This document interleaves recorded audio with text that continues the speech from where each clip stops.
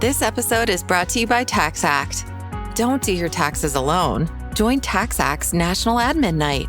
Admin nights are social gatherings for getting through your to-do list. So get ready for a night of fun, finding deductions, and filing taxes with TaxAct, where you can file your federal and state return for just $49 through April 8. Let's get together and get them over with. Visit taxact.com/admin-night for details. Refreshing wild cherry cola meets smooth cream.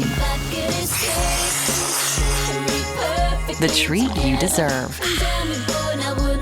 Pepsi Wild Cherry and Cream. Treat yourself. Hi, I'm Jeffrey Craner, and my friend Cecil Baldwin loves horror movies, and he's helping make this genre more approachable for me and hopefully for you too, one film at a time in a random order. Are you squeamish about horror movies? Don't worry, we'll tell you what happens. Adore horror movies? Great. Watch along with us each week. Oh, speaking of this week, we have another live stream this Saturday, April 11th at 3 p.m. Eastern. This month, we're talking about the Vincent Price masterpiece Theater of Blood from 1973, and we'll be joined by our dear friend Janina Mathewson, who has for nearly 6 years said, if you ever do this movie, I will be your guest. So our $5 Patreon members get to be a part of our monthly live streams, and they get to help us pick the movies we watch each month. We, of course, do a random draw of all nominated films, and they get an ad-free feed of all Random Horror 9 episodes. So join us this Saturday, April 11th at 3 p.m. New York time as we discuss Theater of Blood from 1973. That's patreon.com/randomhorror9. But that is later. Let us talk about today's episode. As always, check the show notes for content warnings about this week's episode discussion and film. This week we randomly rolled a 2 for Evil Kids and a 4 for Period Piece. Here is episode 318. Adopt number generator. Podcast number 9. This week on Random Number Generator, horror podcast number 9, Poison for the Fairies, 1986. Warning! Spoilers ahead.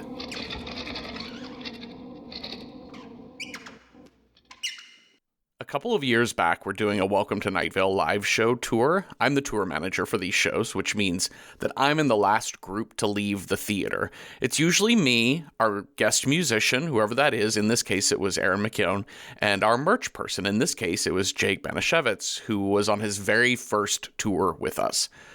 Jake is usually done last because he's got to do a full inventory on the merch. He's got to pay the venue their cut and then pack up several boxes of shirts and pins and posters and hoodies. So at the end of this one night, Aaron and I had everything packed up from backstage and on stage, and we're just hanging out at the loading dock by our van. I wanted Jake to know this, like where we were, so I texted him, hey, Aaron and I are all packed and waiting at the van. I thought about this for a minute or two. It's like, that feels like I'm rushing him, right? I don't want him to feel rushed. He's new at this, like he's still doing his job. So after a few minutes, I tried to clarify by texting him, and take your time, of course. About 15 minutes later, Jake arrives with the merch and shoots me the deadliest look. Take your time, of course. That is the rudest thing anyone has ever texted me. And I was like, no, I meant it like the normal, non-sarcastic way. I really did want you to take your time. And he just kind of side-eyed me the rest of the way. And this thing has become a running gag and inside joke on our tour, especially with me and Jake. But also that phrase now, said in the snarky way, runs through my head all the time. Like in traffic, take your time, of course. When I'm holding the door for a slow person, when I'm waiting on my deli order, take your time, of course. It's really rude, and I kind of like it as a non-musical earworm. I actually say it a lot to myself when I'm watching movies, and I did quite a bit during this week's Poison for the Fairies, which might be one of those 90-minute but could have been 40-minute type of things. Like this meeting could have been an email vibe. To be fair, this movie is beautifully shot, and sometimes taking one's time is a good thing. Maybe both can be true, that I want you to take your time and hurry up. Maybe this is all just on me. Hi, Cecil. Hi, Jeffrey. Do you have any, non-musical phrases that get stuck in your head? What is going on in this house, Leland? Yeah, that's a good one. I say that in traffic. Whenever I see anything fucked up that's happening, like street theater, what is going on in this house, Leland? Oh, that's a good one. I hadn't even thought about like phrases from pop culture. The one that I have is, I think it's from, oh God, what was the documentary about the Rolling Stones concert in California that like broke out? The one in Altamont? Yeah, the Altamont one. Give Me Shelter. That's but it. Yeah. They're in the footage of it. You know, there's a moment where Mick Jagger like stops mid-song because all the fighting is breaking out. Some man gets stabbed in the head. It's all crazy. Yeah. And he has no idea what's happening. And he stops the concert and just goes, "Why are we fighting?" That runs in my head sometimes too. I love it. When the intensity is up. Oh my goodness. Speaking of the opposite of maybe intensity at times. The opposite of intensity. Oh, although this movie starts, I was like, oh, what are we in for? And I was like, oh, what are we in for? It's an interesting film. We covered Taboada's, another one of his films called Blacker Than the Night. Yeah. Which I was kind of having flashbacks to that film watching this, because if I remember correctly, I didn't go back and re-listen to the episode, but my feeling about that film was, this is beautiful, this is fun. There's a little bit where we're stretching. Yeah. This may be a little further than the content we actually have, but he really is interested in color. He's interested in framing and framing really interesting shots. And just allowing you to sit with people doing a task that I think most filmmakers would turn away. You know, the old thing where we watch a TV show or movie and no one ever says goodbye on the phone. Sure. Or tells you, and you're like, hey, meet me tonight. Yeah. Where? When? Where? When? Who is this? What's happening? But obviously we create a lot of shorthand in TV and film to keep things clipping right along. And he doesn't. And I kind of appreciate that. Longhand. In cursive. I appreciated it sometimes. Yes. I will say my eyes maybe started. I was like, oh, got it. Nope, stay awake. Stay awake and watch this movie. But it was good. It was a good movie. Like, it's definitely of the bad seed ilk. We rolled evil kids. We got ourselves some evil kids. We rolled period piece. Was that what we got on this one? Yes. I believe period piece. Yeah. Oh, yeah. Maybe that one was kind of meh, but it was fine. Yeah, this would have been a period piece, right? Like looking at the cars. Because it's set in like the 60s, right? Yeah. This is a 1980s movie. It also didn't really lean into the periodness of it. Well, let's start at the beginning, which is a hell of a misdirect because it's black and white. There's no opening credits or title card or anything to start the film. Like we get into cold open, black and white, little girl walking up a dark house stairwell holding a candle, gets into this room, stands over a sleeping woman.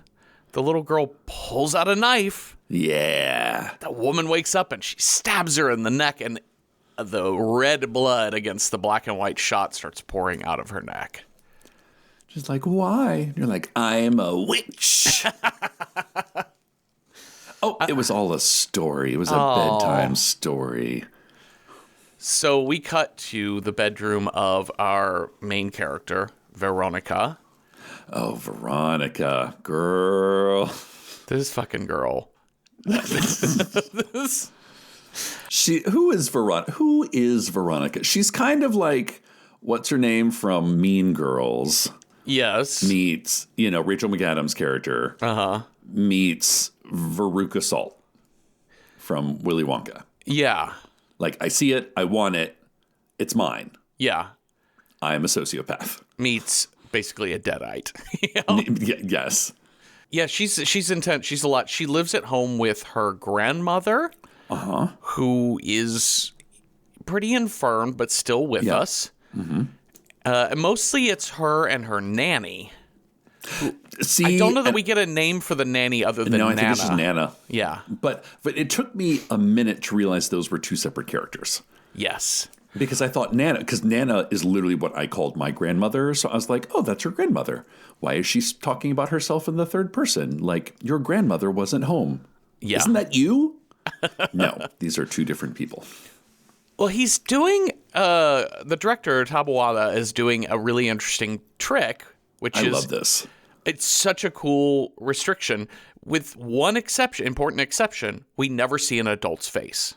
Unless they are Scary Witch, Dead, or Scary Groundskeeper Willie. Oh, we do see we see Groundkeeper like, Tonio. Yeah. I think this is a great, like, what a cool, you know, sort of like a self-imposed rule. Mm-hmm. Like, adults are fully populating this world that these two girls live in, but they're not really people. Right. You know? Have you seen the movie If I Had Legs, I Would Kick You? No. It does something very similar, but kind of the opposite. Okay. And there's something about having a character's voice showing their body, but not showing that character's face. That is, after a while, you really don't pay much attention to them. It's so smart because it also puts us in mind that we live in the world only of the kids. Yeah, that's right.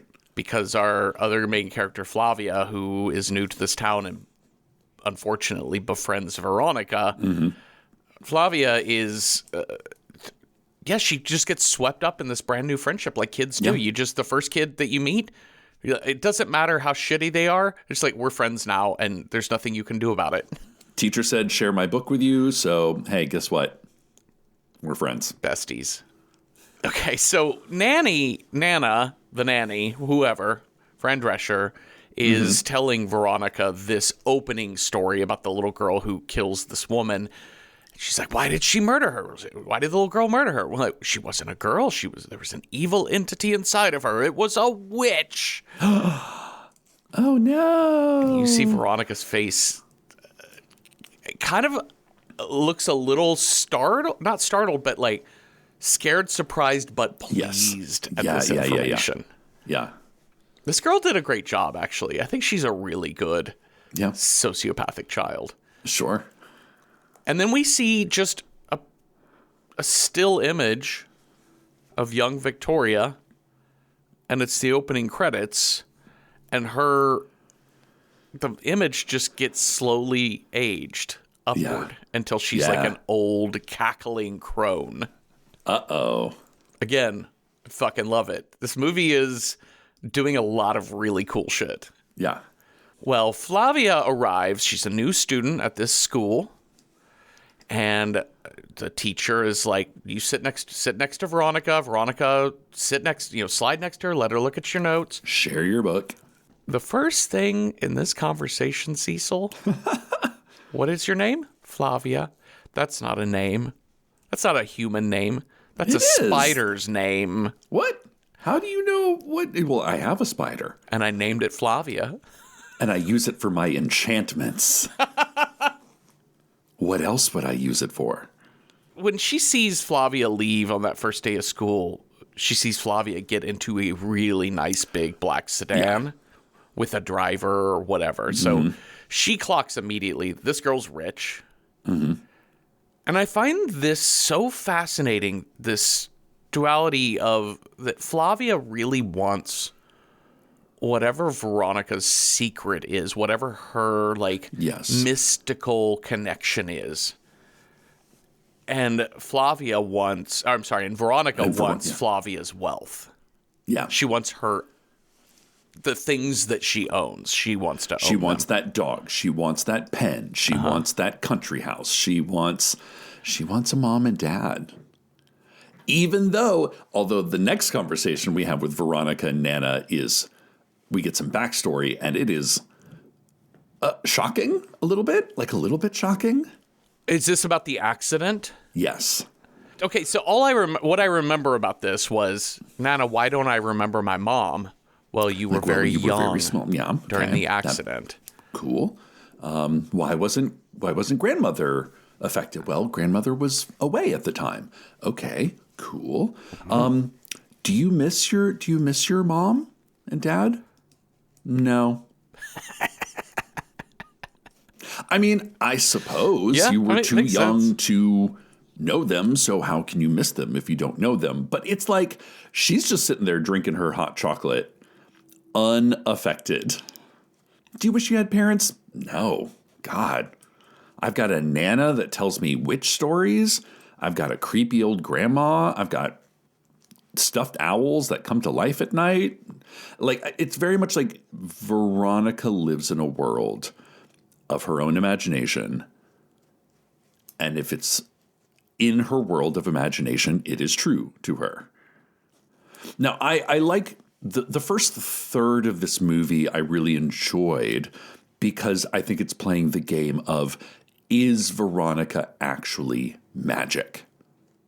You know, like, are we witnessing a sort of deluded human, manipulative to a fault? You know, is it that story, or is there something supernatural going on? And then the movie makes it pretty clear that there's not. Mm-hmm. But I don't know, that's kind of a fun dance to do. And it lasts for at least a third, maybe even a little bit more. Well, when we meet Flavia's parents, she starts asking about things like witches and asking, why do other girls pray before bed? And Flavia's mom says they pray before bed because they're scared. Oh. This is a non-theistic household, an atheistic household. Yeah. And they don't even do like Christmas. They just go away for the Christmas holiday. They don't have a tree. They don't put any of that shit up.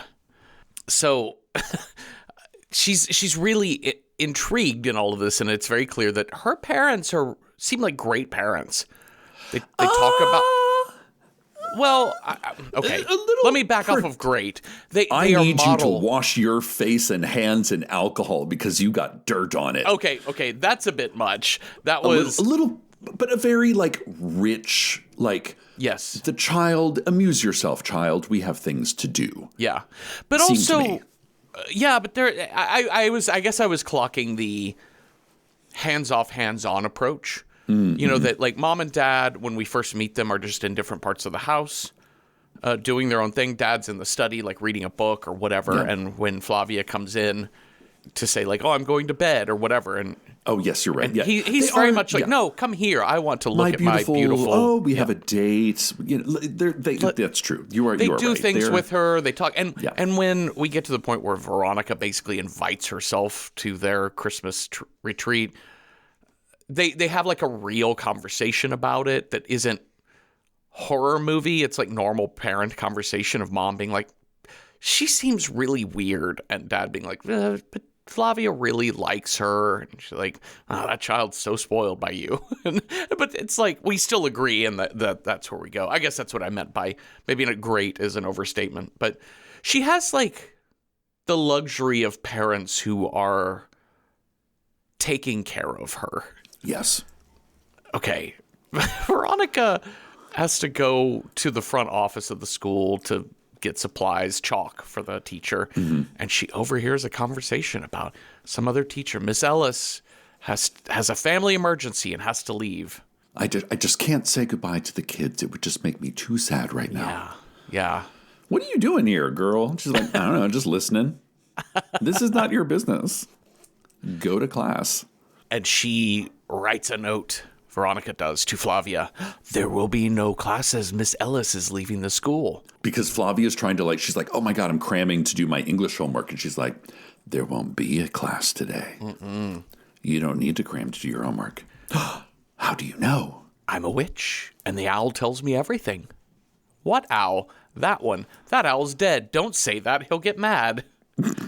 I mean, he looks dead now, but if you were here at night, he flies around, he comes into my room, we have full-ass conversations. Only at night, though, not while you're here. I can't show you here. I'm the only one who sees it, so you have to trust me. Okay, she also is doing this thing, Veronica is, to Flavia, of picking the days after school, and maybe it's every day, but I just think it's a couple days a week, the days after school that she knows Flavia has piano lessons, to be like, today's a great day for you to come over and see my giant spider. Yeah. It's this big, and she like gestures like the size of like a platter. And Flavia's like, I have piano lesson, or, oh, I don't have piano lesson today, but I do have to study. Yeah. You are not the sole focus of my entire world, girl. As they're arguing, Flavia says, my dad tells me witches aren't real, that it was just a moral panic that people had hundreds of years ago and just stuck. And Veronica says, yeah, she is. Or yes, they are. Yes, they are. And well, if you want to prove to me you're really a witch, then grow old in front of me, become a hag. Oh, but if I do that, you'll be so scared. Mm-hmm. No, I don't scare easy. Nah. Okay. Follow me. She says, come upstairs with me. After she's already halfway up there, Flavia follows, and Veronica hides in her grandmother's closet. And Flavia comes into that room, is looking around for Veronica, turns around, is face to face with Grandma in her chair. And we get that full BBC's quick zoom on the face. Yeah. And she looks like a woman who's, 80 and has had a stroke recently. Yeah. Like maybe kind of like a milky eye. Yeah. Unkempt white hair. Kind of mouth kind of hanging open. She's just old. She's just old. That's it. She's just old. Uh-huh. But that's enough to be a witch. Flavia fucking loses her mind and runs out of that house. Because she didn't know that there was anyone up there. Yeah. Oh, yeah. And while part of that conversation outside, she says, is it just you and your nanny at home? No one else? Yep. Mm-hmm. Just me and my nanny. Mm-hmm. All right. Well, Flavia's starting to have bad dreams. I like the dream sequences in this too. Because there's no, again, it's a tried and true horror movie trick in which your character has something happen to them. You're like, wait, is this real? Again, it's like this movie is trying to play that balance of like, what is going on? And she's sitting in bed at night and there's a tree banging against her window and she does not like it. No. And then the tree sort of opens up and it has like tree hand. Yep. No, don't like that. She runs out of her room and an owl flies through the doorway. Oh. And she runs into her mom's room and mom is sitting up and she hugs her mom's lap and the hand that reaches down to pet her is the hand of a nasty old crone. Witch hands. And she looks up and there is a cackly witch. Oh no. It's oh my God. So Halloween like the sound witches. effect. I love it because the witch, like not the grandmother, which we talked about, she's just an old lady. Yeah. But the witch image is so perfectly witchy. Yeah. Like the crooked nose, it's exactly what you think of when you're a kid. You're like, oh no. Oh, a witch with the cauldron and a broom and like the whole thing. I love the childhood imagination of all of this. I love that this is a movie that can get away with using that old copy-paste witch image that we have from Halloween decor. Mm-hmm. Flavia is tired of piano lessons. She's so annoyed. It's just a lot. It's so a lot. Like and it's also like she doesn't kind of have time to practice because she has a new friend. And she's in a new school and having to study a lot. Yeah. I gotta say the introduction to the piano teacher is one of my favorites. Following those red nails and jingle jangle bangles down the stairwell. I love it. Uh-huh. Because at this point I'm like, this might be a witch. Is everyone you really don't know what the movie's MO is. I'm like, maybe Flavia moved to town and everyone in her life is secretly a witch. Mm-hmm. But it's so sort of sensual, dramatic. And then she gets there and, Flavia's plunking away at some serenade. And the piano teacher's like, you didn't practice this. Okay, listen. If you start from the top and you actually kind of apply yourself, I'll give you a cookie. So the piano teacher is clearly not mean piano teacher. They're just like, okay, come on, girl. And Flavia actually plays better when she has a motivator. Mm-hmm. She kind of makes it through the piece. I agree. I loved this piano teacher, Madame Ricard. Mm-hmm. Yes. Because we do follow almost like like a younger but still witch-like hand. Yeah. With the long red nails and the all of the bangles on her, the bracelets jingling on her. And when she gets downstairs, because we never see her face, it leaves us to kind of how kids see the world too. It's just there's some like blank spots as we're filling things in. We can't fully see adults for who they are. And also she's Miss Ricard she's just rolling yarn for knitting. Yes. And she's just got the yarn swat skein. What is that? A skein. Yeah, skein. Yeah. Just run across the tops of the chair, the old wood chair, and she's just like pulling it off and rolling it into a ball. That's essentially it. She bought a skein of yarn. Yeah. She's putting it into a ball. That's it. And that's why wouldn't she do something while this kid's playing piano? She can listen. But as she's doing it, I'm like, what is she up to? I know. What is she going to do with that yarn? It seems so mysterious, right? And then you realize she just knits. Yeah. She's just doing something while this kid's playing piano that doesn't really distract from anything. It's fine. Yeah, but I love the way that they don't show you everything. Witchy. Flavia asks Veronica, so if you're a witch, could you do some kind of spell so I don't have to do piano lessons anymore? Like just make Madame Ricard just go away. Oh, yeah, we can totally do that. Have you ever heard of Satan? Satanas. Oh, girl. She's like, okay. Come by my place. Single candle heading into. I've got everything set up in the basement. Follow me. She's lighting some black candles. Why do they have to be black? Because Satan likes it that way. She has to tear pages out of the piano book because, listen, we need something that she's touched. Flavia's like, no, Mom's going to kill me. Listen, it won't matter. You're going to get rid of this lady. This is what you want, isn't it, Flavia? They cut each other's. Veronica cuts her own finger, cuts Flavia's finger. They have to put their blood. Why do we have to put blood on there? That's the way you get Satan's attention. I mean, he needs like a little bribe. And her whole like ritual of holding her hands out straight out. Satanas, we call upon thee. Flavia keeps laughing because it is so ridiculous. But Veronica has this kind of repeated thing throughout. Yeah. That is, hey, you have to do exactly what I'm telling you to do, which is, in this case, be serious. Treat Satan with respect.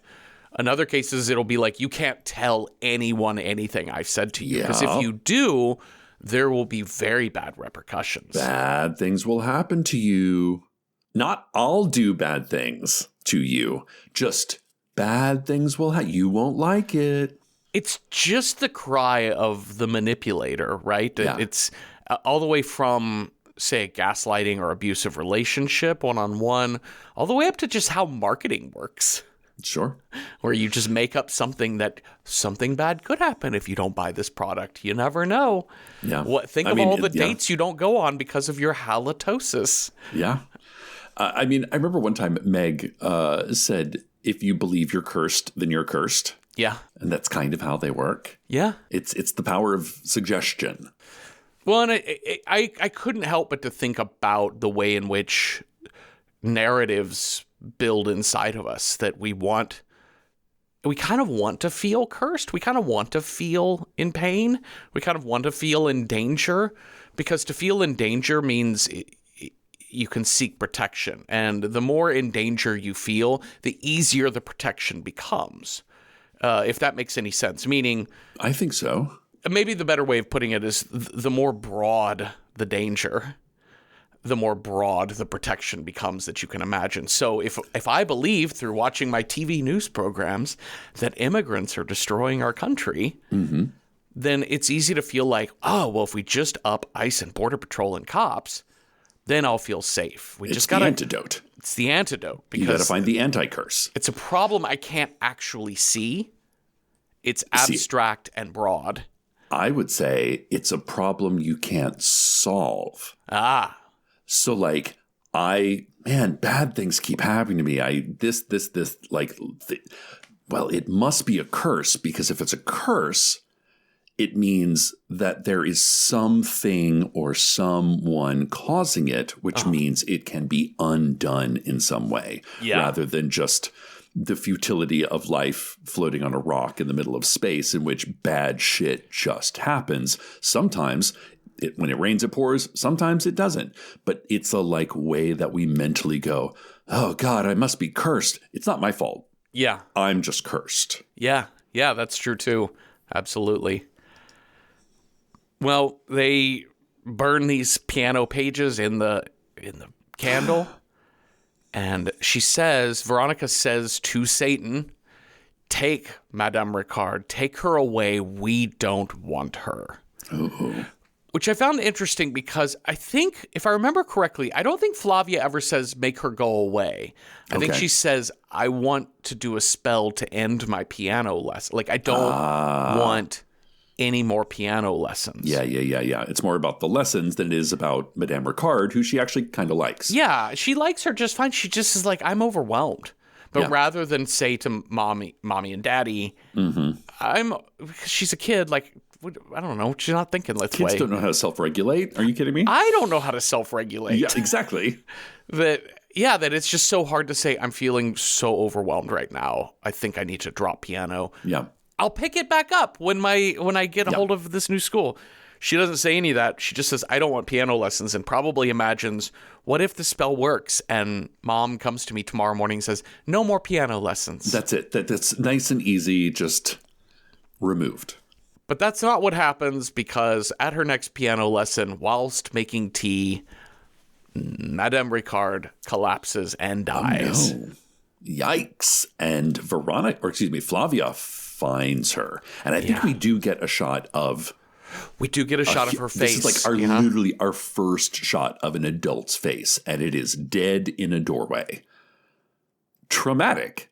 Like extremely traumatic. Yeah. Next, we're at her funeral. I love this. This is so fucking stylish. This is like funeral in the rain with all the umbrellas is such a classic, you know, sort of trope. Yeah. But I love it because everyone is black umbrellas, all wearing their funeral black. But Flavia is in a white dress. Yes. And it's so perfectly framed. And there's like the black coffin in front of her. And I can't remember, does she see Madame Ricard's face at the funeral, or does she later just imagine seeing it? So the funeral is another dream.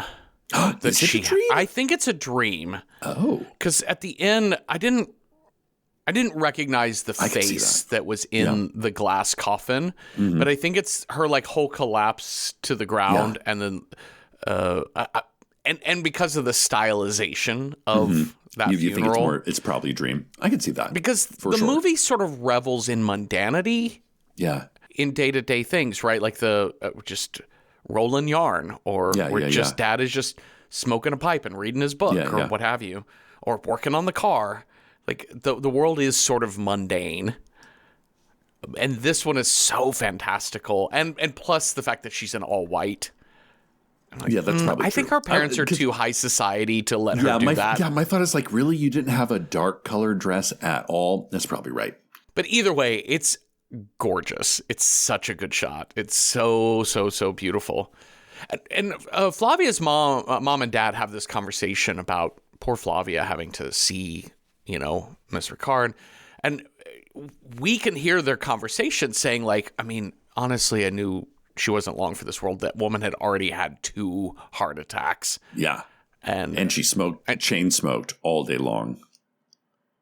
But doesn't Flavia hear this? Yeah, Flavia comes in kind of at the tail end of that conversation. So I didn't have a strong sense of, did she hear all of that? I don't think, maybe? Maybe. I think because the parents are like moving, and so like throughout the house, and Flavia's kind of like tucked behind a screen. So they don't hear the practical part of she had 2 heart attacks already. Yeah. She just hears the like, it's a shame that Flavia had to see that. Which I love that, like the idea of like children sneaking around the house, half hearing conversations, and then either using that information to push a narrative for their own gain, Veronica, or half hearing conversations and trying to like retrofit it into what a story that has been told to you, Flavia. Yeah.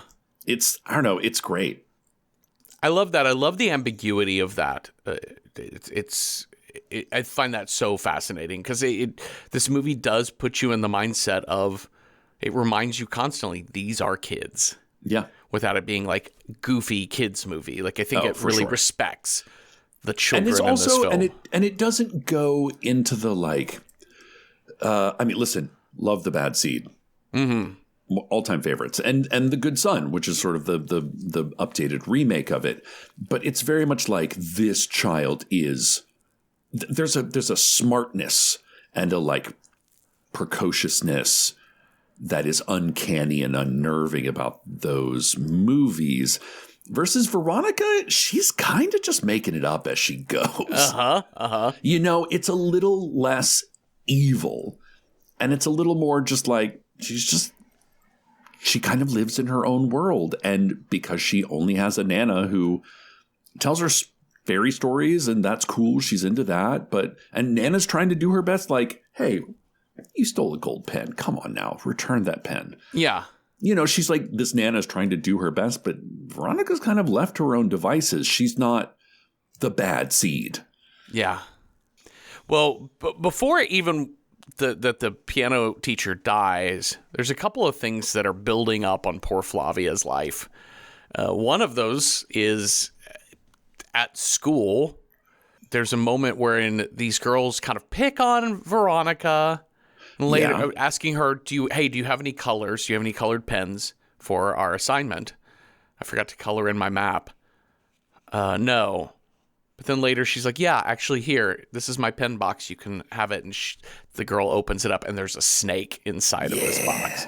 Oh, everybody's screaming. Listen, nothing better than like an entire class full of girls screaming than having one girl secretly being like, hey, yeah, I got you good. And the headmistress brings Veronica in, chastising her for this. But then she says, Flavia, can you come in here too? Flavia, Veronica says you were the one who brought that snake to school and that she was just holding it and didn't know there was a snake in the box. Is that true? And Veronica is staring daggers at Flavia. And what Flavia doesn't hear before she comes in is that like Veronica's gotten in trouble before and it's like one more infraction and you are expelled. Yeah. Which is what I love this, that like we meet Veronica when Flavia does. So we have to kind of like guess at what life was like for her before. So the fact that the other kids are like, oh, witch girl over there. Okay, sure. Cast it, so like nobody, her classmates don't believe her bullshit. She probably talks a big game. She gets herself into trouble because she has a problem with impulse control and she sees it and she wants it. So the teachers are maybe not a huge fan of her. But Flavia is like beguiled. Well, Flavia gets in bad trouble with Mom. I know. Because she took the fall for Veronica. It's also crazy that they just like lock her in the storage room in the dark until their parents can come and get her. Back at Veronica's place, Grandma gives Veronica some old picture books that belonged to Veronica's mom when she was a little girl. It's fairy tales, basically, literally fairy tales of fairies. One thing that I thought was interesting was we see a shot early in the film where the nanny is reading this book to Veronica while she's in the tub, and the picture inside the book just is very like Prince Charming in the woods type of drawing. But the story she's telling doesn't match the photo at all, which makes me wonder, is Nanny just like making shit up? Because I can't read what's on that page. I don't know Spanish. No. And but yeah, she's just telling her stories about evil witches again. I think that's Nana's thing. I think that is too. Like, Nana has essentially raised this girl. And she's like, I don't know, man. Witches, they poison fairy. Yeah, no, witches and fairies, they don't get along at all. Because, why? Because they just don't. So witches are always, those cauldrons that you ever seen those? And she's like, yeah, I totally know that. Yeah, they put all sorts of shit in there, like, grave dirt, spider legs, burnt up crosses, snakes. That's to poison fairies. And I love this, like, you know me. There's an imaginary bell inside my head that every time they say the name of the movie, a bell rings. Wow. Poison for the fairies. And it is like she gets like a close up and it's like her face just fucking lights up. Like, this is going to be Veronica's new personality, is poisoning fairies. Before we get to the poison for the fairies, Flavia, who's just having a go of it, piano teacher died. She is in full trauma. She's had her scary funeral dream. She is basically just at home recovering, like mental recovery. Yeah, she's taking a day. And Veronica comes to visit her. And Flavia is telling her, like, I feel so, like, basically I feel guilty. Like, I didn't want her to die. She's like, well, you said you didn't want her around. And that's the devil does what the devil does. But I liked her. Well, too late now. Remember, all deals with the devil must be secret. You tell anyone, bad things could happen. They might put you in jail, actually. Yeah, I know. I'm like, Jesus Christ. Oh, what's this over here? That's a pretty doll. I want it. It's my favorite doll. I don't give a fuck. I could take her if I wanted. You know what? I bet you I could walk out of this house with that doll. Nobody would say a single thing. Oh my God. The amount of pushing of buttons that kids do and adults do just to see what we can get away with. Yeah. And we saw this in Speak No Evil. Sure. The Danish film. That is like a spiritual cousin to this movie. Yeah, because it's just how far will you let me go? Yeah. Give an inch, take a mile, all of those cliches. They're like, I don't know. You were doing this thing that you feel embarrassed about, and you would rather do anything other than admit that you were doing a thing you were embarrassed by. So leverage. Psychic judo. Nanny also teaches Veronica as Veronica draws what she thinks is a picture of a witch. And the nanny says, oh, that looks more like a mummy. What's a mummy? What's a mummy? Oh, what? They're dead people that don't age. They don't rot. Yeah, they don't age. And Veronica is like, Flavia, we're skipping class today. Skipping school. Are we going to get in trouble? Nah, it'll be worth it. Yeah, well, Flavia like tries to put her foot down and say, no, I cannot. And she says, you'll do what I say or you'll regret it. And they sneak out and they go look at mummies at the museum. I assume this is a museum. I don't know where else you're going to see mummies. Yeah, they say the convent, so I think it's just like a old church, and these are like kind of reliquary in the basement sort of things. Oh, interesting. Because they're like, the mummies get up in the middle of the night and walk around the convent. How do you know? Because I'm a fucking witch, girl. My owl friend told me. That's right. Starting or growing your own business can be intimidating and lonely at times. Your to-do list may feel endless with new tasks, and lists can easily begin to overrun your life. So finding the right tool that not only helps you out, but simplifies everything as a built-in business partner can be a game changer. For millions of businesses, that tool is Shopify. Shopify is the commerce platform behind millions of businesses around the world and 10% of all e-commerce in the US. From household names like Gymshark, Rare Beauty, and Heinz, to brands just getting started. Shopify has hundreds of ready-to-use templates that can help you build a beautiful online store that matches your brand's style. And you can tackle all the important tasks in one place, from inventory to payments to analytics and more. No need to save multiple websites or try to figure out what platform is hosting the tool that you need. And if people haven't heard about your brand, you can get the word out like you have a marketing team behind you, with easy-to-run email and social media campaigns to reach customers wherever they're scrolling or strolling. Start your business today with the industry's best business partner, Shopify, and start hearing. Sign up for your $1 per month trial today at shopify.com/realm. Go to shopify.com/realm. That's shopify.com/realm. Instagram teen accounts have automatic protections for what teens see and who can contact them, plus time management tools. And Instagram will continue adding built-in safety features to help create age-appropriate experiences. Learn more about teen accounts and Instagram's ongoing work to protect teens online at instagram.com/teen accounts.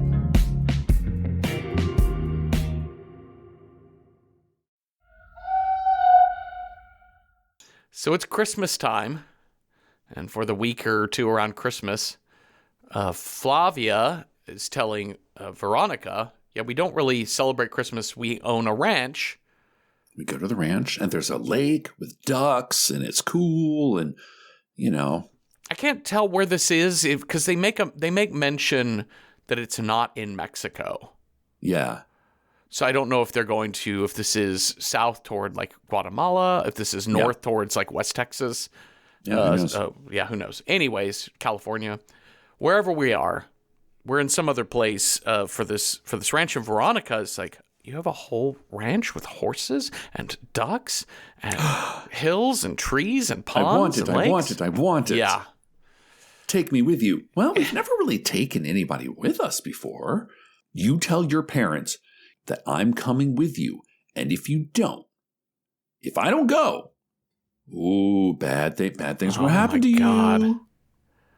So you better make a good goddamn case of it. Well, apparently she does, because she gets to go with them to the ranch.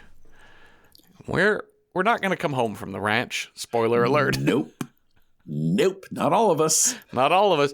We'll get to that at the end. I have questions about the end. But yeah, Veronica's obsessed with like, your dad's rich, right? I can tell. Yeah, like by rich. Rich. It's like, I don't know. I mean, I would say we're well off. Like, classic rich people language. And Veronica is like, well, I'm also going to be rich. I'm going to be rich someday. But it's also like when Veronica and listen, this fucking ranch is nice. Like we see them driving up and, again, mom and dad are in the front seat and Veronica and Flavia are in the back. And Veronica's like, wait. Oh, Flavia's she's like, oh, we're here. Look, see that over there? That means we're here. Veronica's like, wait, all this, like both sides of the road, like she's never seen this much land before. And do you own all this? And then we get to the house and it's like this gorgeous, like multi-story. There's a fucking cobblestone bridge that goes over a moat. There's like this lake is like, it is impressive. And Veronica's like, I want it. Mm-hmm.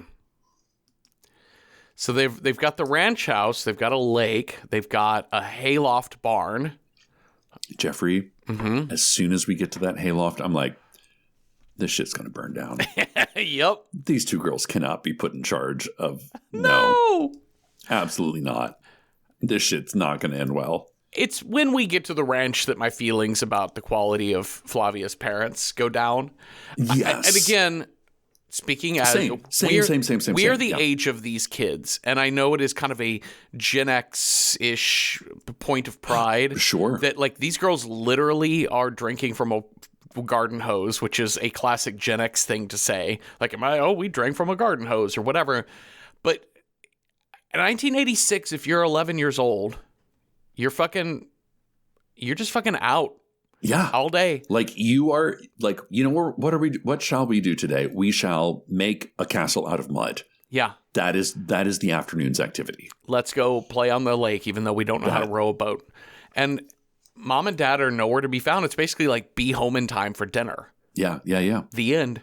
Yeah. So I don't know that it makes them bad parents. I would just say on a piece of land this large with so many things to do, I guess it makes sense you could let them run, meaning like it's not running loose. I don't know. It was just, I had a moment where I thought, you can't let kids in that barn because that barn is a fire hazard. I don't know. It seems like fun. Do you want to jump into the hay? That's what I like to do. Sometimes I go up there when I want to be alone and hide from people. Sometimes when I want tetanus, I go sit up in the loft. Listen, PSA warning. Just make sure, yes, jumping in hay stacks can be fun. Just make sure that there's no pitchforks or hard objects in them before you go jumping into them. Make sure you know what is in that haystack. For real. But then have at it. Have at it. There's also like an outbuilding that belongs to Tonio, who is the groundskeeper. Groundskeeper Tonio. Yeah. They're also right next door to a cemetery. Oh, and man, Veronica's like, we're going. We got cemetery now. I know. I love it. How like Flavia's like, look, and here's my favorite hayloft. And what's that over there? That's a cemetery. Oh, shit, girl. We got to go. Let's go. Ooh, what are we doing here? I don't know. I'm just looking at stuff. I'm looking at all the things. Look, here's a cross that they installed because they said the devil would appear, but then they put a cross down. The devil didn't come in. Veronica's like, yes. I like that Veronica basically raspberries this cross. I was like, Jesus, bleh, bleh. I'm a witch. I'm against that. This is to me where the film kind of drags a bit because we're spending a lot of time kind of doing long setup shots of them looking at the land. Yeah. Because they're kind of running like a low stakes heist. They're needing to go get all of these crazy bits for the poison for the fairies. Yes. Well, what? Veronica sees in the groundskeeper shed. She sees a wall of weapons, which I'm like, oh no, come on. That's such a good misdirect, by the way. If anybody doesn't need a scythe or a gun, it's this chick. But she's more interested in that pot that they got up hanging. She's like, do you know that's a cauldron? Girl, come on. We're going to take this. Won't Tonio be mad? No, you know him. He's cool. He's cool. And also the snake skin on his wall. Yeah. He's got just a decorative skinned snake, dry mounted on the wall. And she's going to need that because snake skin was one of the things Nanny mentioned that was in the witch's brew. She's got a list. And then the rest of the movie is literally just them trying to achieve that list without getting caught by the parents, but also the parents don't really give a fuck. Like, dad's working at the car. Mom is she's doing something. So really, the only rule that has been kind of laid out is don't go boating alone. Dad says, wait, unless the groundskeeper's there to kind of keep an eye on you because that, safety. And Veronica's like in that boat in 2 seconds. Yeah, they get in that boat on the other side over on Toad Island. There's a thousand toads. And they need to collect toads for this thing, for this brew. Also, there's a bit of don't get dirty seems to be a thing with this family as well. And these girls are dressed in Sunday dresses. I know, right? Veronica's got white stockings on and white shoes. Like little Mary Janes. And it's all very that's what I was saying. It's not mom and dad are good parents, but it is very much we expect a certain level of our children, and we expect them not to get dirty. Look at these stockings. Oh my God, they're so dirty. Girl, you can wash those. Okay, so we gotta go get toads. We found a tarantula on a rock, so we can spider legs. We went to the old church grounds and found a lizard in the rubble. Some lizards. Lizards are hard to catch. I love this of the shot of I think it's Flavia at the very top of this old crumbly old church. She's like, yes. I got it, and it pans down, and you're like, how the fuck did this child get up here? Because Flavia starts this movie as not a stick in the mud. She's just she's a little shy. She's the new kid in school. And she ends up Veronica gives her a thrill. Yeah. You know? Like, when they get to Toad Island, that boat, they don't tie that boat up, starts to drift away. Like, not far. Uh-huh. And Flavia's like, oh no, it's the worst thing ever. We're going to be stuck here. And Veronica just like takes 3 steps, gets the boat, and like, she's like, oh, that was close. And you can see the look of exhilaration on Flavia's face of like, oh my gosh, that was so close. We what a calamity, but we beat it. We did it. Like, Flavia's have the time of her life. Unfortunately. Unfortunately. In these like long shots of them going to get this stuff, them walking around these church grounds looking for a lizard, to me is like driving to Pittsburgh from the West, driving from Ohio into Pittsburgh. It is fine. It's just a lot of just like, we're just kind of, there's some mountains, cool. I've been looking at these mountains. And then you go through a tunnel and you pop out and you just see, you are right on downtown Pittsburgh. You have not seen a note of it until then. And it really is, it doesn't, if you've not been to Pittsburgh, and even if you have, you may not think of it as a beautiful town, but coming out of that tunnel, it's one of the most magical views in the country. And that's how I felt about this church scene where I'm like, okay, did I do today's crossword? Let me look I know, here. right? You know? Yeah, this is the point where I'm like, okay, it's a little late. But I that had a little last too shot, much chicken piccata for dinner. Okay, that last shot of her, like you said, standing up in the archway, and it's this very, very wide shot, is glorious. And like that's the payoff. And we kind of do it later when they sneak into Tonio's to steal the snake skin.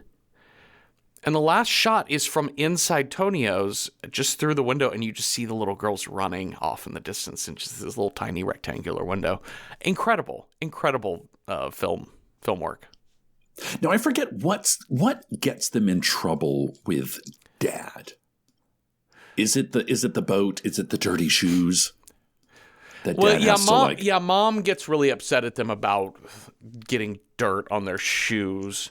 But it's like Flavia spills the beans about poison for the fairies, and I can't remember what is the tipping point for that. It's after they get caught by Tonio. Okay. Oh, that's right. No. Oh, that's right. They're like, well, we have to get across, and then we have to.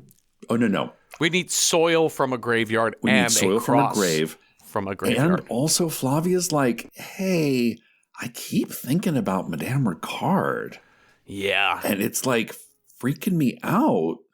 And Veronica's like, oh yeah, she walks the halls at night. She rattles chains. She's coming for you, girl. And Flavia's like, no, I don't wanna. She's like, well, there's one thing we could do. I mean, I don't know if you're up for it. No, please, anything. Well, we have to go to the graveyard at midnight to prove that we're not afraid of dead people. Ugh. I love this, like, I ain't afraid of no ghost. And I love this is like the two of them trying to stay up to midnight is like such a little kid thing. You know, like you beg and beg. You're like, yeah, I want to see the fireworks at midnight, ball drop at midnight. And then you hit like 10 p.m. and you're like, oh no, this is a torture. And Flavia's like bleary eyed and Veronica's like, no, don't sleep, bitch. It's got to be at midnight. So they sneak out there. And Flavia's like, I keep hearing footsteps. No, you don't. No, we're fine. We're cool. We're cool. I don't know. I keep hearing footsteps. No, we're fine. We just got to do this grave digging real quick. Jump scare of Tonio's face right up on them. Like, what the fuck are you doing? Yeah. And that's what gets them in trouble with Dad. And Flavia's like, oh my God, we were just playing a game. We were just making poison for fairies. And I don't, yeah. Veronica's like, you promised not to tell. Yeah, because Flavia is like, we were literally trying to make this potion. And if Veronica's like, no, it was just a game. We were just fucking around. Like, we just, we're kids. We're playing outside at midnight, We got carried away. Veronica's like, I don't want to talk to you ever again. This was the most like ballsy moment for me. Like, she's done some ballsy shit. She's done some really confident evilness, this child. But to be on vacation at another family's home and to be like, I'm running the show. I'm done.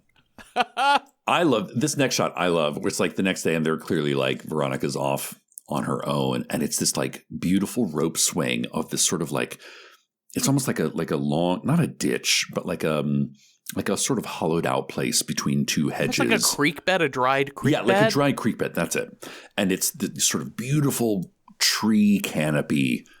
And it's Veronica just swinging back and forth by herself. And Flavia's like, please be my friend. Please, please, please, please, please. Give me your dog. Oh, my God. What? I like your dog. Give me your dog. But I don't want to give you the dog. I don't give a fuck. Give me your dog. You don't want the witches to gouge your eyes out, do you? Yeah. Witches are good. And listen, that's what happens to people that I don't like. Witches come, they gouge your eyes out. So give me your dog. She goes, Flavia takes Hippie, their dog. Mm-hmm. Hippie. Hippie is so cute. This dog is really fucking cute. And she sees Dad out working on the car, and she carries Hippie down to the driveway area, and Dad says, yeah, I think I'm going to need to take it back into Mexico, back into town to... He's like got business or something. Yeah, and he also needs to get real work done on the car. And he's like, so I'm going to do that today, and I'll be back tomorrow. And she's like, okay. And she like slips Hippie into the back seat. So that way Hippie gets out of... She's like, I don't know, because it's like she can't say no to Veronica. Uh-huh.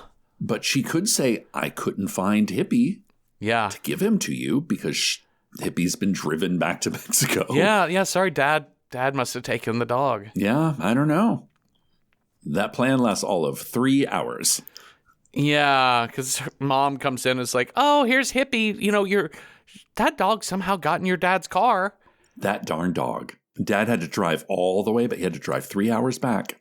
Here's your dog. Oh, no. Flavia's in tears. Give me your dog. I want you to swear. I want you to swear I will never take Veronica away from Hippie. And if I do, may the witches eat my eyes.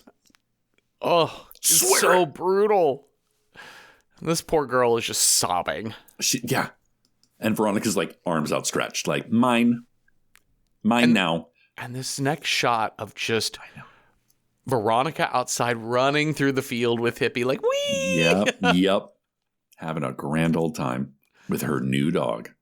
Hippie is this, very tiny, cute little black dog. So wiggly. Yeah, kind of in the, what is it, King Charles? Yeah. Sort of Cavalier King Charles, sort of. It's not that, but yeah, it's in that kind of spaniel-y sort of look. Very cute, all black. And I like the Veronica saying, well, all witches need a black cat, and I have the black dog. Yeah. Which I think is cute. One of the only cute things Veronica does. Yeah.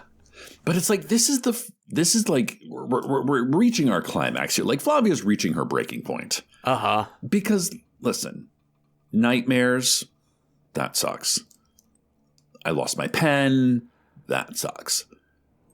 Like we kill somebody, but like, oh, I feel bad about that. But you kind of get over it. But this is like, Flavia's not doing all right. No, because she's got to watch all of this, and I think this is the first moment where it's like, this isn't just. She's not just taking an inch, like she's taking the mile now. Yeah. It's their last night there. They're going to go back to school. They're going to drive back home the next day. But Veronica says, well, we got to go make that witch's brew. It's all upstairs in the barn. I don't want to go back to school. I wish I could live here forever. Maybe we'll go make the witch's brew, and maybe we can make that come true. Yeah. Okay, so we gather all of our ingredients. We got our snake somehow. Yep. We got our frog. We got our the spider. Spiders, we got our lizards and a cross and some soil.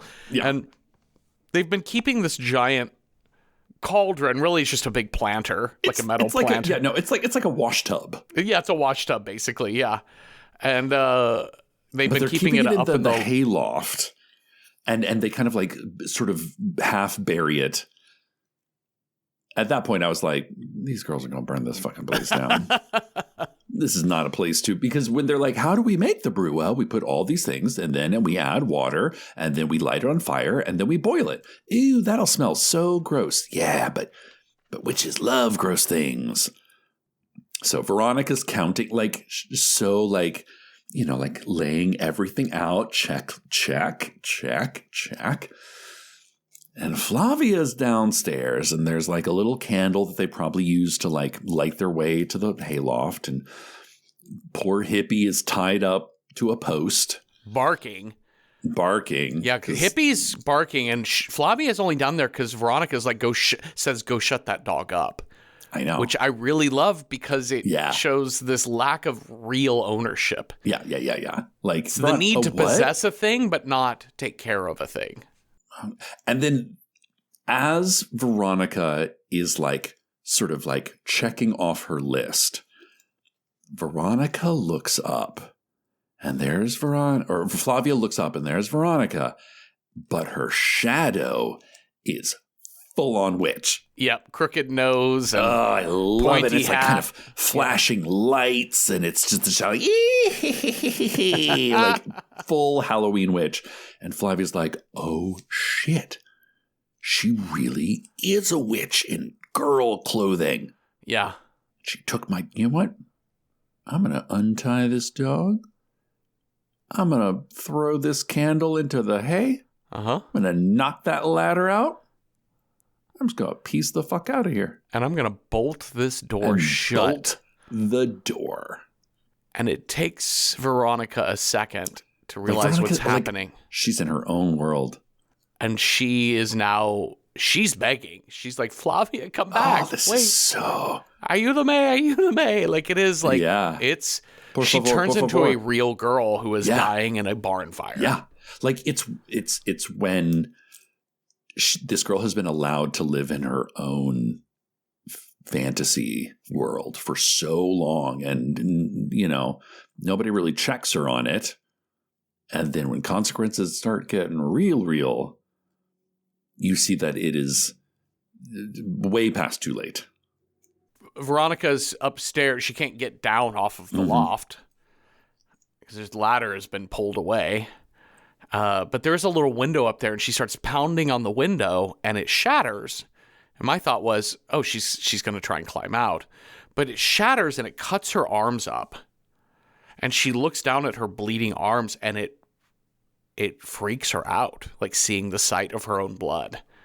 Well, Satan needs a sweetener. Yeah, that's kind of what Satan needs, a sweetener. Satan needs a little taste, you know? And that's what drops her. She just is like, I'm fucked. And she is.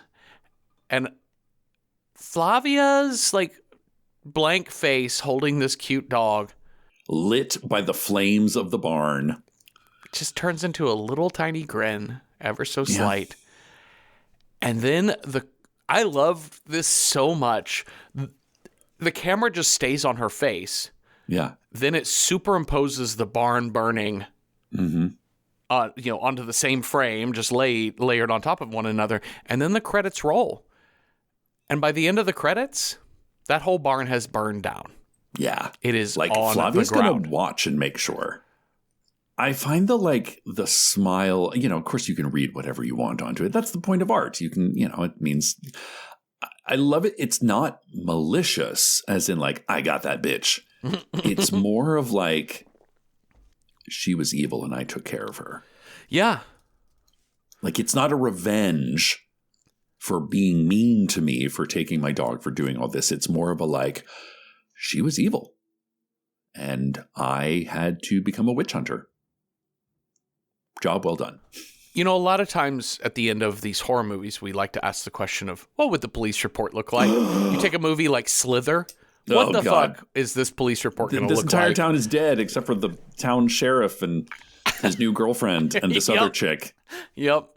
Who had to walk 20 miles even though there's cars still available. What? Never mind. Anyway, go on. What does the police report for this one is going to be very straightforward. This is super easy. Flavia crawls back into bed with her dog. The next day, they wake up. there's like fire alarms. Probably Tonio is like, she's like, I don't know. I was asleep the whole time. Everyone says that girl Veronica was a bad seed, bad apple. She was the one who's dragging me out of the middle of the night. Yep. She got her end. I thought about that too. And I thought, yes, however, that girl bolted that barn shut. Oh, but that'll burn down, right? I don't know the rules of Guatemala or Belize or neighboring country of Mexico of like what, or West Texas even, like I don't even know like how much the fire marshal really does a deep dive. But I gotta think if a kid dies in a barn and it's like not even their kid. But also, who's gonna come after? The nanny? Like 80-year-old, 85-year-old grandma who can't even get out of her chair? Nobody cares enough to pursue. And I think it's also like, this is the thing, is like Veronica's reputation. Listen, you want to be a witch? You might get treated like a witch. You want to be the other? That's fun. But when the villagers with pitchforks come. Well, and it's very fitting that you have a story about a girl who wants to be a witch dying. Yeah. Deliberately by fire. Yeah. Well, the end, Cecil.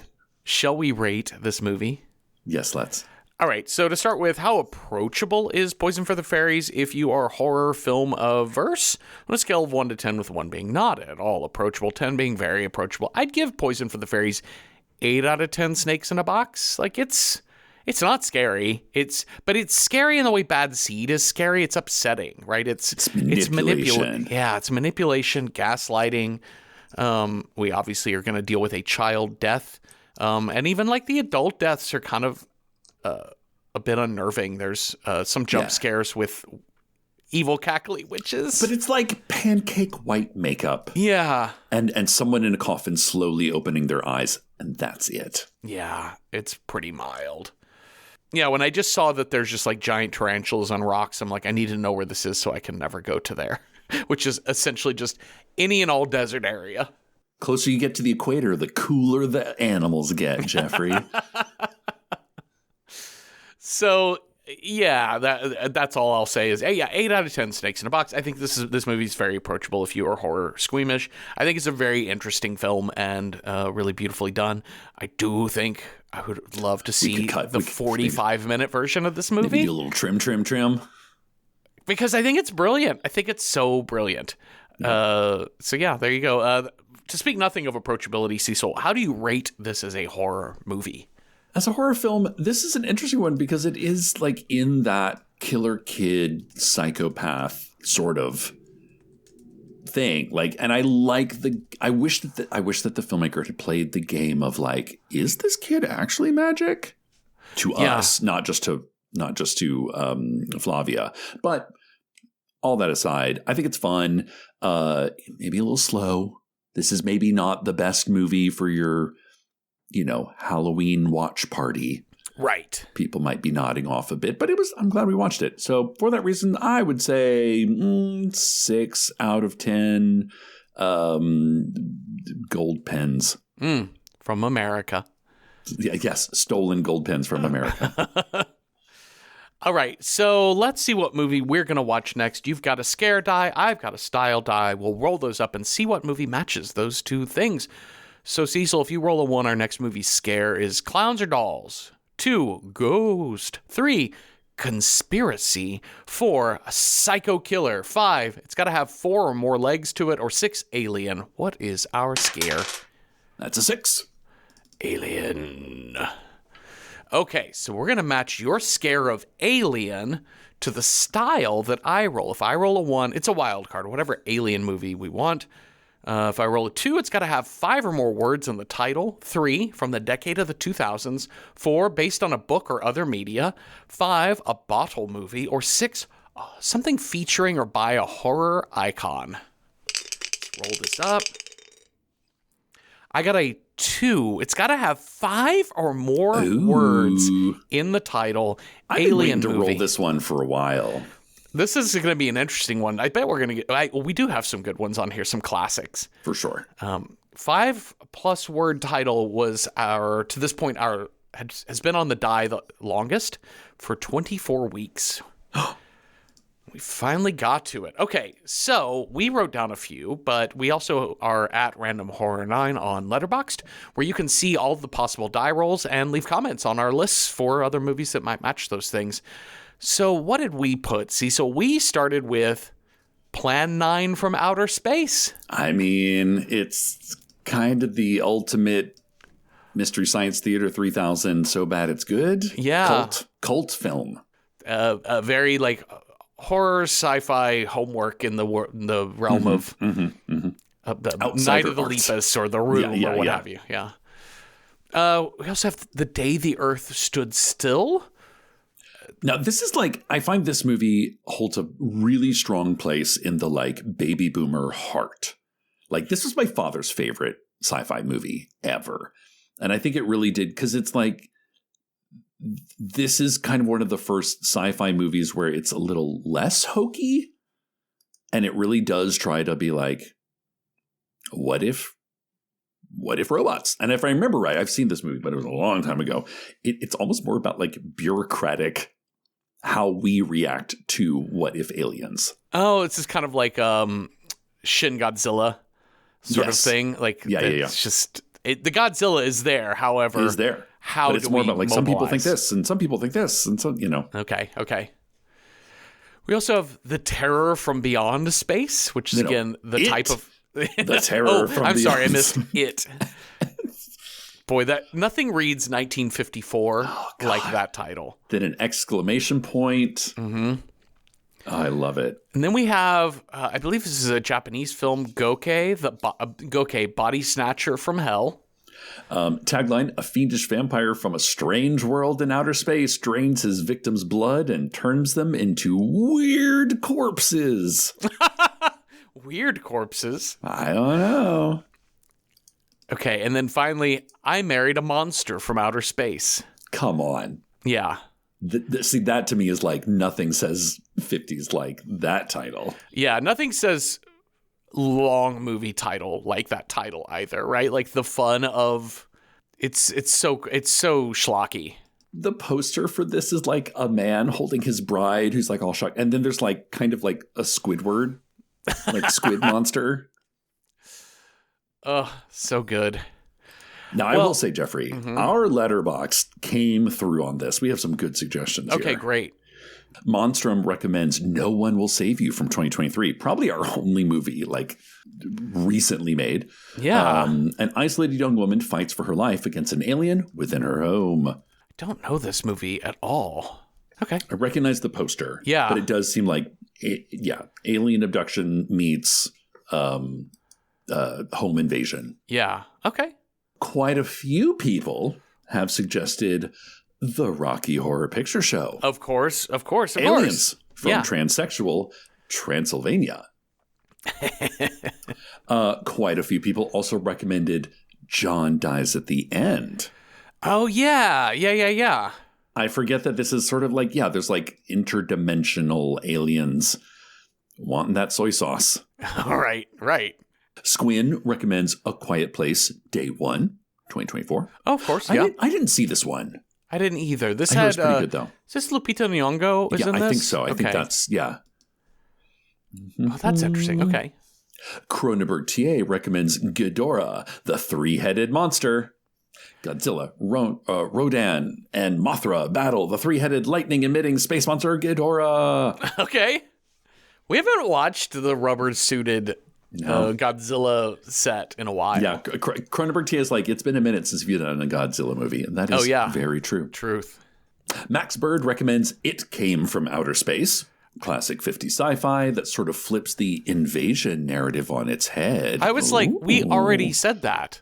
And then I looked and I'm like, no, we didn't. It just sounds like all the other 1950s titles. I was like, just checking. No, it's It, the Terror from Beyond Space. And The Day the Earth Stood Still. Oh, my God. Yeah, okay. They only had like 20 words they could use in the 1950s. Cass recommends Voyage of the Rock Aliens, 1984. Oh, no. Okay. Did you say, oh, yes? I said, oh no, oh yes. Okay. Aliens who kind of look like Devo land in a small town searching for the source of rock and roll. But what they find is a gang of teenagers led by Dee Dee, Pia Zadora, What? and Frankie. The leader of the aliens take a shine to Dee Dee and shenanigans ensue. It's a low-key musical with an 80s rockabilly vibe and a lot of nods to 60s cult horror schlock. Whoa. Oh my God. Do you want to know the name of the town they land in? No, please, yes. Spielberg, USA. Oh, Jesus Christ. Okay. It has Ruth Gordon as the sheriff, Cecil. What? What is this movie? I don't know. Yikes. Okay. Okay. Let's see. Aetherios recommends The Guy Who Didn't Like Musicals 2018. A mild-mannered office worker and his friends must fight to survive when a meteor crashes into their town, transforming the residents into show-tuned singing pod people. Okay. This is a stage musical that can be streamed for free on Team Star Kids' YouTube channel. Okay. Yeah. Okay. King and Commoner recommends Phantasm 3, Lord of the Dead. Okay. Reggie and Mike's hunt to finally stop the tall man continues, featuring the return of Mike's brother Jody as a ghostly advisor. Nice. Half Price Horror recommends It Came From Another World from 2007, an on-purpose 50s B-movie style movie made locally in Minnesota and lovingly goofy in its cheap, silly charm. And finally, Elle recommends War of the Worlds 2, The Next Wave from 2008, sequel to the 2005 movie. A second invasion. Sucks. Forces begin a daring attack on the aliens' home. Oh, so now we're going to their home of Mars. Oh, okay. In retaliation. Yeah. Wow. Well, yeah. Quite a bit. Letterboxd really came for this one. There's some great ones on here. We kind of stuck in the 1950s, but yeah, you all branched out. John Dies at the End is one I've been curious to see. You've never seen it? I've never seen it. Oh. So that one's interesting. But also, one that I kind of want to cover but don't want to cover because is the Rocky Horror Picture Show. I know. And it's only because maybe I'm making an argument to do the movie. But my thing about it is, it feels to me like Rocky Horror is not a movie to be analyzed as a film or talked about as a film because it's such an experience. Yeah. Because the Rocky Horror Picture Show film is no longer a film, but a vehicle for shadowcasts. Yes. Does that make sense? Yes. Like, yeah, for sure. Do people watch the movie as a movie? Like, would we go watch this at like Film Forum or something? Maybe they've done it. I don't remember Film Forum ever doing Rocky Horror. It just seems like expect people not to talk back.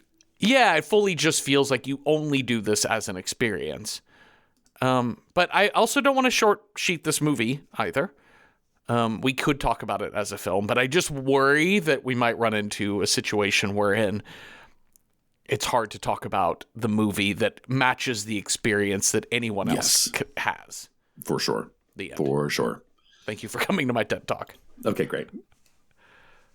Also, Ghidorah, the three-headed monster, just because we haven't done a rubber suit in a while. Plan 9, because it's classic, but also, what else is there to say? Like, I don't know if I want to go laughing at Ed Wood's movies. Yeah, like, and I have seen Plan 9, and it is a bit tedious at times. Yeah. So the question is, like, oh man, this is tough. Gokey Body Snatcher from Hell, because it's Gokey Body Snatcher. Vampire Alien. A lot Alien. of these 1950s movies are going to be very sincere.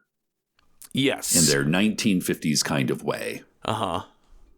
And then we have kind of the more modern, sort of things like John Dies at the End, Rocky Horror Picture Show, Voyage of the Rock Aliens, which are much more like what was the other one?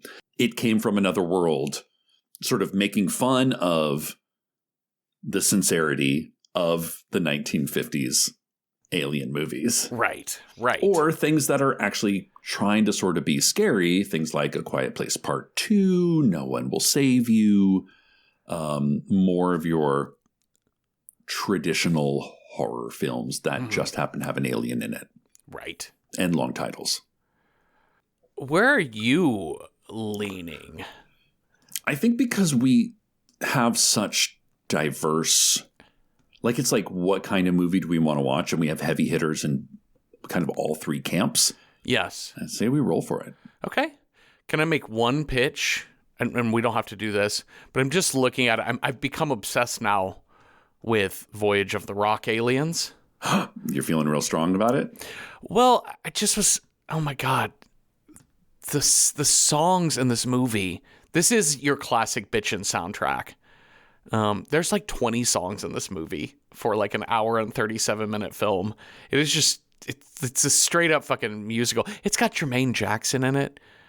It's got Ruth Gordon as the sheriff. What? There's a band called Jimmy and the Mustangs, which is a real American rockabilly band. Okay, let's watch this movie. And I believe it's available for viewing on. Yeah, it's available for rent. Oh, let me just double check. I know this is one that's going to be. It's going to be a rough one. Hold on. This is a 2 1/3 star movie. And people around to it are like, actually, it's about 7 music videos with a plot about a serial killer. Which, honestly, I'm down. It is available for rental on Prime for $2, and it's on Tubi for free. Sometimes you walk into these things thinking, okay, here we go. It came from outer space. But sometimes you walk out with a 1980s Devo musical. That's not Rocky Horror Picture Show. I think we should do it. If you're down, let's do it. Thank you, down. Cass, for that suggestion. And I don't think I said it last week. Thank you, Fifth Hammerer, for Poison for the Fairies recommendation.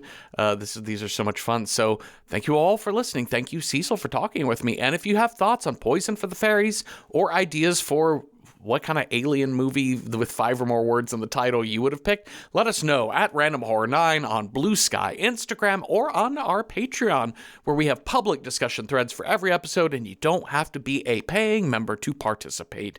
And watch Voyage of the Rock Aliens 1984 with us this week, and come on back next Tuesday if you can for a new episode. Have a restful night with no tarantulas at your holiday ranch or nothing. Boo. Boo.